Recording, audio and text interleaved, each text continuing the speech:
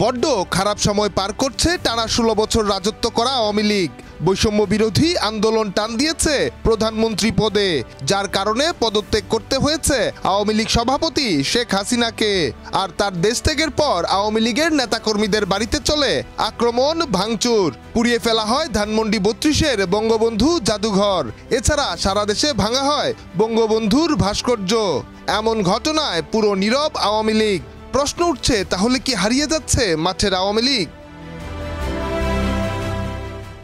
হারিয়ে যাবার আলোচনায় ঘি ঢেলেছিলেন শেখ হাসিনা পুত্র জয়। প্রথমে মায়ের হয়ে রাজনীতি থেকে সরে যাবার ঘোষণা জানিয়েছিলেন তিনি, আর তখনই আলোচনায় আসেন তাজউদ্দিন পুত্র সোহেল তাজ। সামাজিক যোগাযোগ মাধ্যম থেকে মানুষের মুখে মুখে আওয়ামী লীগের দায়িত্ব নিচ্ছেন সোহেল তাজ। তবে এরকম কথার কোনো সরাসরি উত্তর পাওয়া যায়নি।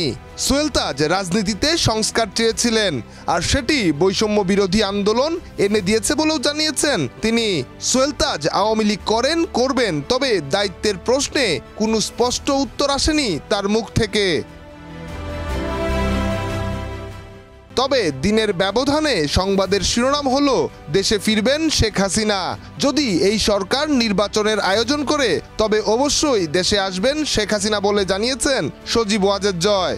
আওয়ামী লীগের সংকটে তাজউদ্দিন পরিবারের ভূমিকা বারবারই দেখেছে দলটি। তাই এই সময়ে দলের দায়িত্ব কি নেবেন সোহেল তাজ, নাকি অভিমান নিয়ে দূরেই থেকে যাবেন নীরবে নিভৃতে? নিয়ার সরকার, অঙ্কুর, দেশ রূপান্তর।